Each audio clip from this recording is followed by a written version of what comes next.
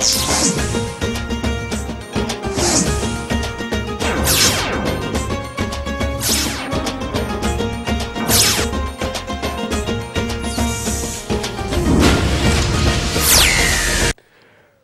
நேர்களே, மற்றும் ஒரு திரைக்குப்பி நிகழ்ச்சியிலே உங்களை சந்திப்பதிலே மிக்க மகிழ்ச்சி. இன்றைய திரைக்குப்பி நிகழ்ச்சியிலும் நாங்கள் பல்வேறு சுவாரஸ்யமான விடயங்களையும் சாதனைகளையும் பார்க்க போகிறோம். திரைக்குப்பி நிகழ்ச்சிக்குள் உங்களை அழைத்துச் செல்கின்றேன். திரைப்பட உலகம் என்பது பல்வேறு நடிகைகளை கண்டிருக்கிறது. நடிகைகள் அறிமுகமாகின்ற காலகட்டங்களில் எத்தனையோ சவால்களை அவர்கள் எதிர்கொள்வதும் ஒரு மறுக்க முடியாத உண்மையாக இருக்கிறது. நாடோடிகள் திரைப்படத்தில் அறிமுகமாகிக் கொண்ட அபிநயா அன்றைய நாட்களில் பல்வேறு சவால்களை எதிர்கொண்டிருந்தாராம். ஏனென்றால் அவர் ஒரு மாற்றுத்திறனாளி.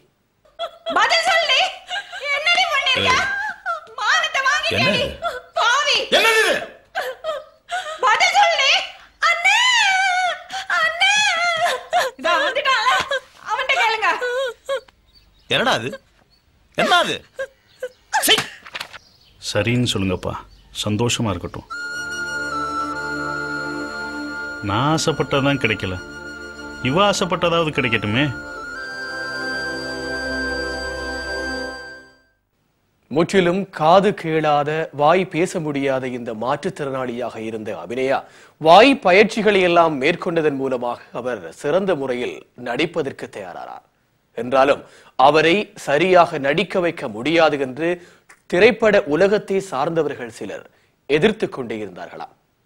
என்றாலும் அந்த திரைப்படத்தில் முக்கியமான கதாநாயகி பாத்திரமேற்று நடித்து அந்த திரைப்படத்தின் வாயிலாக சிறந்த புகழை எட்டியிருந்தார் அபிநயா.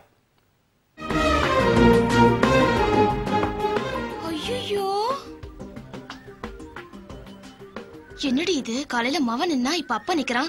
சரியான விவஸ்தை கட்ட குடும்பமா இருக்கு. நான் வரேன் நாளை. அபிநயாவை நடிக்க வைக்க முடியாது என்று எல்லோரும் பேசிக் கொண்டிருந்த காலகட்டங்களில் தனக்கு முழு நம்பிக்கை இருப்பதாக அன்றைய நாட்களில் திரைப்பட இயக்குனர் சமுத்திரக்கனி தெரிவித்திருந்தாராம்.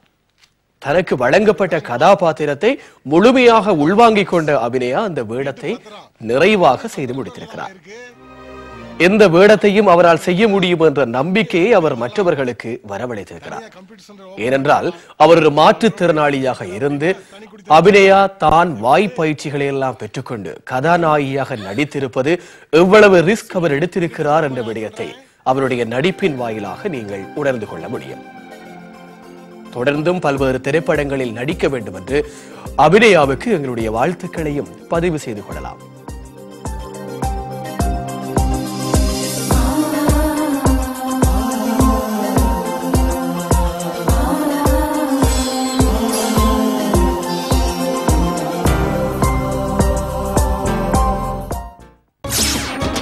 அடுத்து, திரைப்பட உலகம் என்பது ஒரு பரந்துபட்ட கடலாக இருந்தாலும் அதில் ஒரு சில திரைப்படங்கள் தான் வெற்றிக்குரிய திரைப்படங்களாக பார்க்கப்படுகிறது.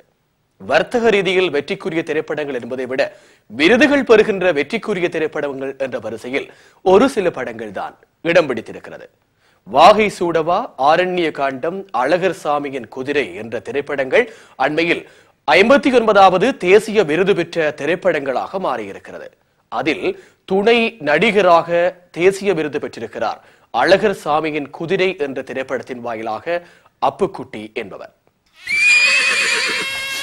ஐயா ஐயா ஐயா ஐயா ஐயா குதிரையை பிடிச்சு வச்சுட்டு தர மாட்டேன்.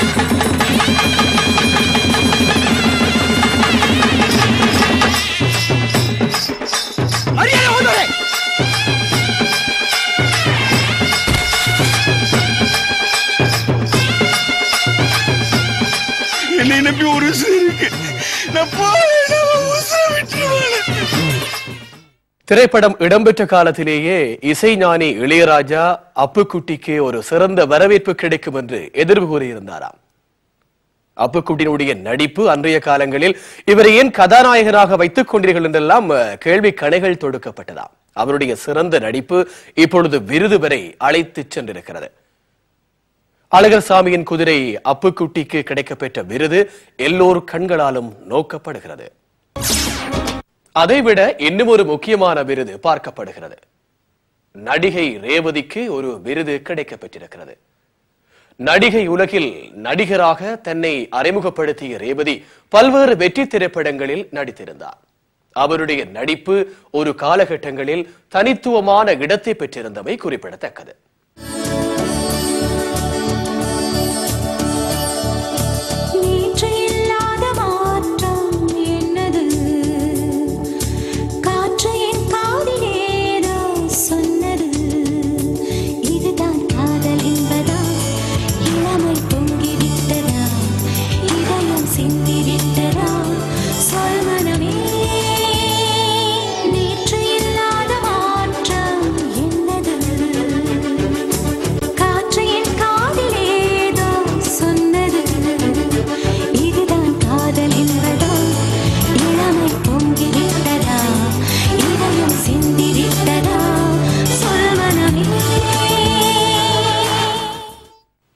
சிறந்த நடிகையாகிய ரேவதிக்கு அவர் இயக்கிய ஒரு குறும்படத்திற்கு விருது கிடைத்திருக்கிறதா.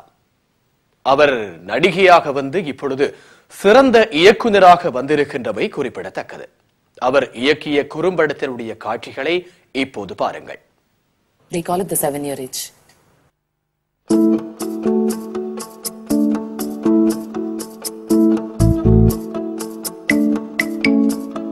Yes, I have changed. You've changed too. I couldn't help it. It's called marriage. Arya has art class tomorrow. Why can't you accept it? Damn it. Before I had So why did you get a duplicate key, mate? It's not the end of the world. You had the whole day to do your shopping. Why did you leave it to last minute? Why don't you try looking after Arya for one whole day? I don't mean it. Radhika, போதும். இந்த திரைப்படத்திற்கான பெயர் red building வேர் த sunsets என்பது ஆகும். அதில் சிறந்த குறும்படத்திற்கான தேசிய விருது பெற்ற மகிழ்ச்சியில் ரேவதி தன்னுடைய மகிழ்ச்சியை வெளிப்படுத்தி இருக்கிறார். பெற்றோர்கள் மத்தியிலே விழிப்புணர்வு ஏற்படுத்தப்பட வேண்டும் என்ற எண்ணத்தில் தான் இந்த படம் உருவாக்கப்பட்டது என்றும், விருது என்பது எதிர்பார்த்து வரவில்லை, ஆனால் எதிர்பாராமல் கிடைத்தது மிக்க மகிழ்ச்சி என்று சொல்கின்றார் இயக்குனர் மற்றும் நடிகை ரேவதி.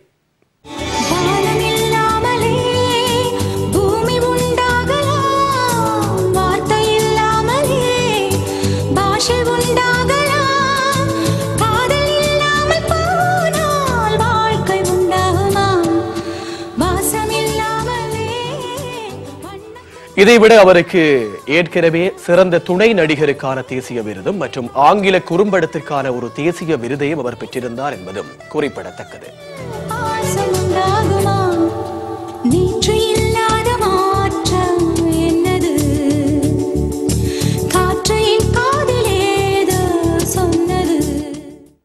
சூழ்நிலைக்கு ஏற்ப முடிவெடுப்பதில் நடிகர் பார்த்தீபன் ஒரு தனிச்சிறந்தவர் என்று சொல்லப்படுகிறது. முக்கியமான பாத்திரங்கள் ஏற்காவிட்டாலும் கூட, ஹீரோவான பாத்திரங்கள் ஏற்காவிட்டாலும் கூட, அவர் சில வேளைகளில் துணை நடிகர் பாத்திரங்களில் தோன்றி அந்த திரைப்படங்களை வெற்றியடைய செய்வதும் உண்மையான விடயம். அண்மையில் வெளிவந்த அம்புலி என்ற திரைப்படம் முப்பரிமாண தோற்றத்தில் வெளிவந்து அவருடைய நடிப்பு மிகச் சிறந்ததாக வெளிப்படுத்தப்பட்டது. சில வித்தியாசமான மனிதர்கள். இந்த திரைப்படத்திலும் அவர் ஹீரோ அல்லாத ஒரு முக்கியமான பாத்திரத்திலே நடித்திருக்கிறார். வெகு விரைவில் அவர் ஒரு தெலுங்கு படம் ஒன்றில் அப்பா வேடம் ஏற்கப் போகின்றார் என்று சொல்லப்படுகிறது. சிரஞ்சீவியினுடைய மகன் ராம் சரணுக்கு அவர் அப்பாவாக வர இருக்கிறார் பார்த்தீபன். அந்த படத்தில் தான் மட்டுமே பேசிக்கொள்ள வேண்டும் என்பதற்காக இப்பொழுது தெலுங்கை முழுமையாக கற்க ஆரம்பித்திருக்கின்றாராம் பார்த்தீபன். வித்தியாசமான நடிப்புகளை வெளிப்படுத்துகின்ற பார்த்தீபன் தெலுங்கு திரையுலகிலும் தன்னுடைய திரைப்பட கனவை நிறைவேற்றுவாரா பொறுத்திருந்துதான் பார்க்க வேண்டும். தென்னிந்திய திரைப்பட உலகில் தென்னிந்தியாவிலே இருக்கின்ற பல்வேறு மொழிகளுக்கூடாக வருகின்ற படங்கள் வெற்றியடைகின்ற பட்சத்தில் மற்ற மொழிகளுக்கூடாகவும் ரீமேக் செய்யப்படுவது ஒரு வளமையான விடயமாக மாறியிருக்கிறது. அந்த வரிசையில் தெலுங்கு திரைப்படம் ஒன்று ரீமேக்காக இருக்கிறது. வங்காள மொழியில் கோல்கொண்டா ஹை ஸ்கூல் என்ற திரைப்படம் ரீமேக்காக இருக்கிறதா. வெற்றி நடைபோட்ட கோல்கொண்டா ஹை ஸ்கூல் என்ற திரைப்படம் வங்காள மொழியில் வர இருக்கின்றது என்பது இப்பொழுது வந்திருக்கின்ற செய்தி. ఒక విత్తనం మొలకెత్తడం సరికొత్తగా గమనించుదాం నిలువెత్తుగా తల ఎత్తడం నేర్పేందుకటే తొలి పాఠం ముని వేళ్లతో మేఘాలనే మీటేంతగా ఎదిగా మనం పసివాళ్లలా ఈ మట్టిలో ఎన్నాళ్ళిలాగా పడి ఉంటాం ఉనికి మన కనురెప్పల్లో వెలిగిద్దాం రంగుల స్వప్నం ఇదిగో నీ దారిటు ఉందని సూర్యుడుని రమ్మంతాం. முற்றிலும் கிரிக்கெட்டை மையப்படுத்தி வருகின்ற இந்த திரைப்படமாக இருப்பதால் வங்காளதேசத்தினுடைய கிரிக்கெட் நாயகன் இந்த திரைப்படத்திற்கு நாயகனாக நடிக்க இருக்கிறார். மைதானத்தில் தன்னுடைய தலைமைத்துவத்தினூடாகவும் துடுப்பாட்டத்தின் வாயிலாகவும் கொடிகட்டி பறந்த ஒரு வங்காள நாயகன் இந்த திரைப்படத்திற்கு நாயகனாக இருக்கின்றார். அவர்தான் சௌரவ் கங்குலி. அத்தனை பந்துகளையும் இடது கை துடுப்பாட்டத்தின் வாயிலாக மைதானத்துக்கு வெளியிலே அனுப்பியவர் Saurav Ganguly. It's a calculated risk he takes when he plays that. He's done it again. This time it's gone all the way. Up go the arms of Peter Parker. And a boundary and a 6 for the Indian captain of consecutive balls. That was an amazing shot. இந்திய கிரிக்கெட்டில் தனக்கும் என்று ஒரு தனியான இடத்தை பிடித்துக் கொண்ட கங்குலி இப்பொழுது இந்த திரைப்படத்திற்கு ஹீரோவாக நடிக்க இருப்பதாக தகவல் வெளியாக இருக்கிறது. வங்காள மொழியில் ரீமேக் ஆகின்ற இந்த படத்திற்கான உரிமை இப்பொழுது அவர்களுக்கு கிடைக்கப்பட்டிருப்பதாகவும் இதை தயாரிக்கப் போவது யார், நடிக்கப் போவது யார் என்று கேட்டதற்கு இந்த செய்தி வந்திருக்கிறது.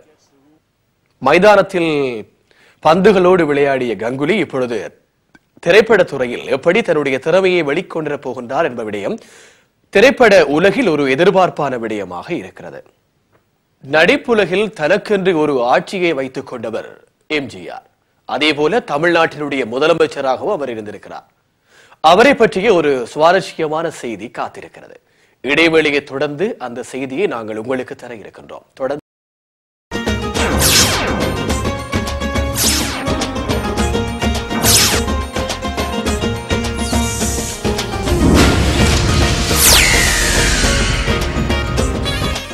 எம்ஜிஆர் என்று எல்லோரும் அன்போடு அழைக்கப்படுகின்ற எம்ஜி ராமச்சந்திரன் நடித்த திரைப்படங்களில் எந்த திரைப்படம் நல்லது என்று கேட்டால் நீங்கள் அத்தனை திரைப்படங்களையும் வரிசைப்படுத்தி சொல்லிக் கொண்டே போவீர்கள்.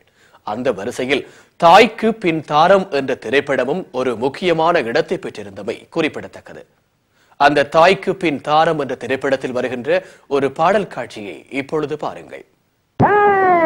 மனுஷன மனுஷன் சாப்பிடுறாண்டா தம்பி பயனே, இது மாறுவதெப்போ தீருவதெப்போ நம்ம கவலை. மனுஷன மனுஷன் சாப்பிடுறாண்டா தம்பி பயனே, இது மாறுவதெப்போ தீருவதெப்போ நம்ம கவலை.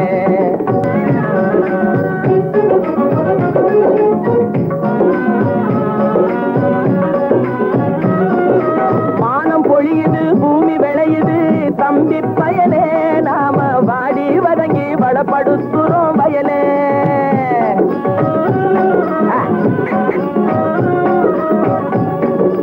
மானம் பொழியுது, பூமி விளையுது தம்பி பயலே, நாம வாடி வதங்கி வடப்படுத்துறோம் வயலே. ஆனா தானியம் எல்லாம் வலுத்தவனுடைய கையிலே, தானியம் எல்லாம் வலுத்தவனுடைய கையிலே.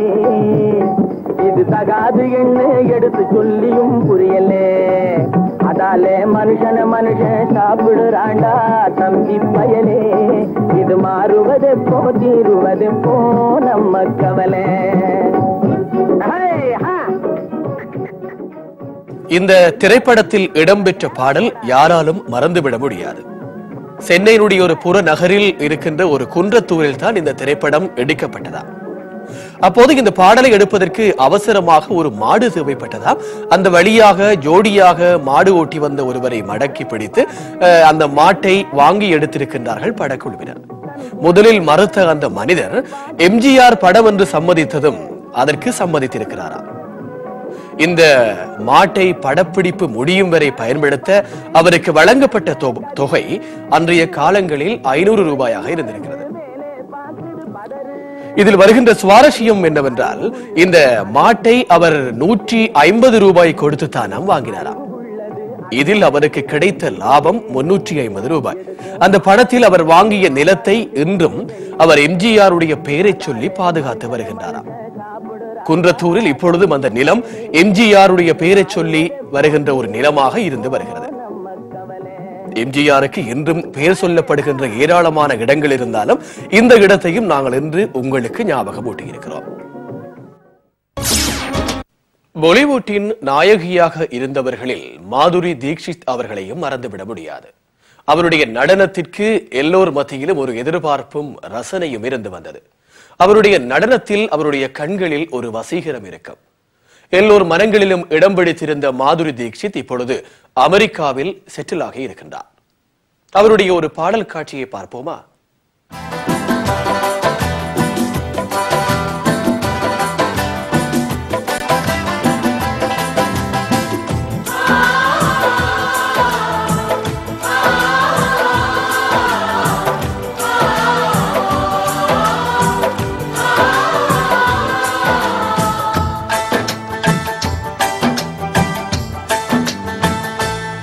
हम तुम्हारे हैं तुम्हारे सनम, हम तुम्हारे हैं तुम्हारे सनम, जाने मन मोहब्बत की हर कसम की कसम, ना जुदा होंगे हम तुम्हारे हैं तुम्हारे सनम, हम तुम्हारे हैं तुम्हारे सनम, जाने मन मोहब्बत की हर कसम की कसम, ना जुदा होंगे हम तुम्हारे हैं तुम्हारे सनम।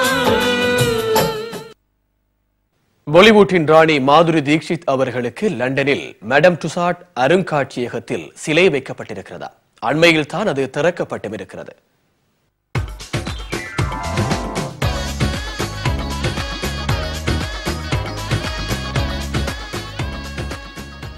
இங்கு என்ன சுவாரஸ்யம் என்றால், அந்த சிலையை அவர் கடந்த வாரத்தில் திறந்து வைத்திருக்கின்றார். தன்னை போன்றே இருக்கின்ற அந்த சிலையோடு அவர் புகைப்படமும் எடுத்துக் கொண்டாராம். தன்னுடைய சிலையை தானே திறந்து வைத்தது மிகவும் த்ரில்லாக இருக்கிறது என்று சொல்லியிருக்கிறார். அவர்கள் என்னுடைய சிலையை மிகவும் அழகாக செய்துள்ளதாகவும், பிரபலமான பாலிவுட் நட்சத்திரங்களோடு தனக்கு பிடித்த சில ஹீரோக்களோடு சிலைகளோடு தன்னுடைய சிலையும் இருப்பதில் பெருமையாக இருக்கின்றது என்றும் மாதுரி தீக்ஷித் சொல்லியிருக்கின்றார். Kind of a reward for all the work that you've put in.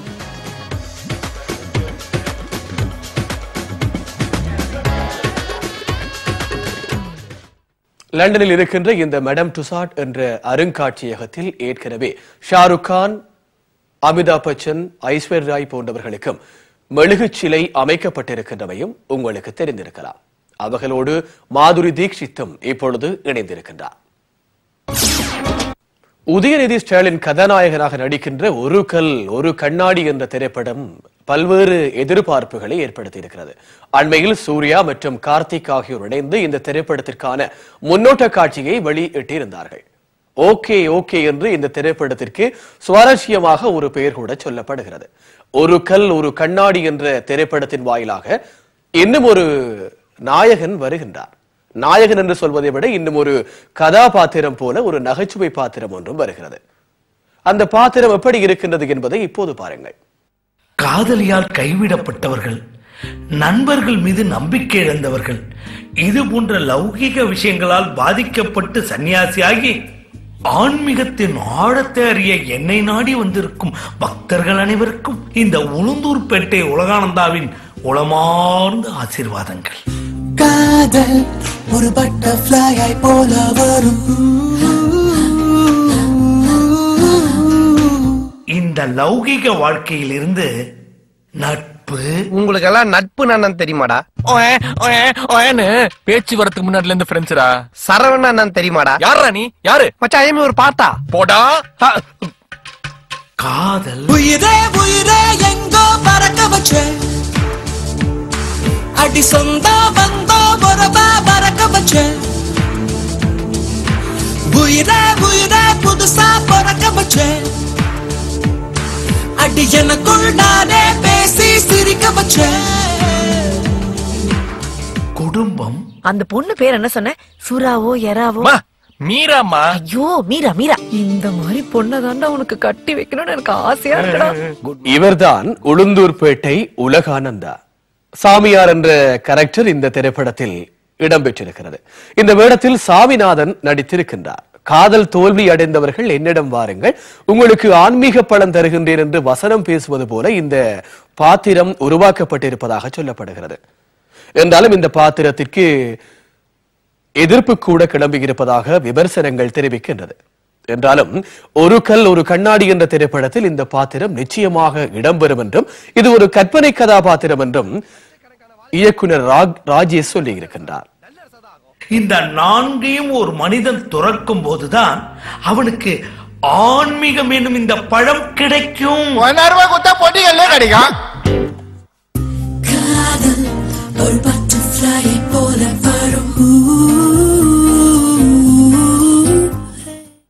இளைஞர்களுக்கு பிடித்த சந்தோஷமான பொழுதுபோக்கான திரைப்படமாகத்தான் இந்த ஒரு கல் ஒரு கண்ணாடி என்ற திரைப்படம் அமைய போகின்றது என்றும் அடித்துச் சொல்கின்றார் ராஜேஷ்.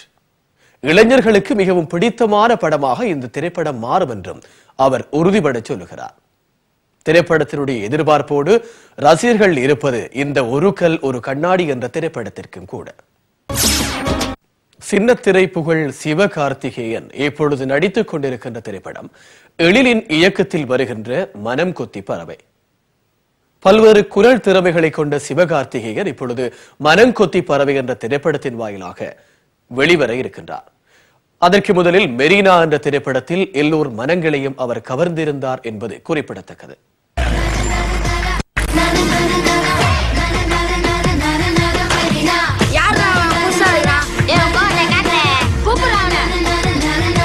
காதல் முட்டாள் செய்யற புத்திசாலித்தனமான காரியம்.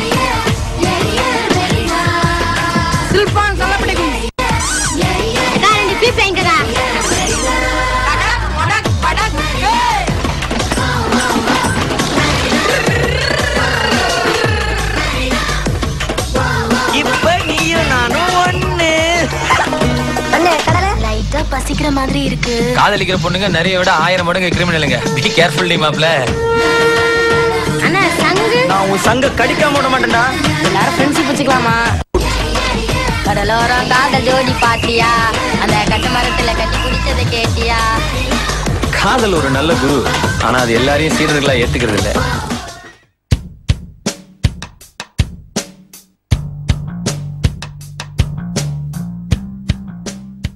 இந்த திரைப்படத்தில் தான் முத்த காட்சியிலே நடிக்க மாட்டேன் என்று சொல்லி இருக்கிறார் சிவகார்த்திகேயன். ஏனென்றாலும் இந்த நடிக்கின்ற படத்தை என்னுடைய அம்மா, அக்கா, மனைவி உள்ளிட்ட எல்லோரும் முகம் சுளிக்காமல் பார்க்க வேண்டும். அவர்களால் பார்க்க ரசிக்க முடியாத முகம் சுளிக்கும் வகையிலான படங்களில் நான் நடிக்க ஒப்புக்கொள்ள மாட்டேன் என்று சொல்லி இருக்கிறாராம் சிவகார்த்திகேயன்.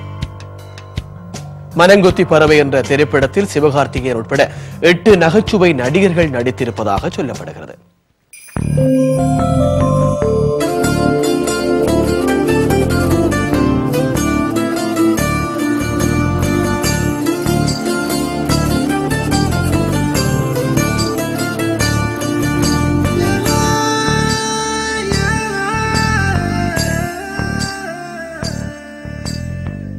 மைனா திரைப்படத்திற்கு பிறகு இசையமைப்பாளர் இமான் இந்த திரைப்படத்திற்கு இசையமைத்திருக்கிறார். அவருடைய இசைக்கு மிகப்பெரிய எதிர்பார்ப்பு இருக்கும் என்றும் சொல்லப்படுகிறது.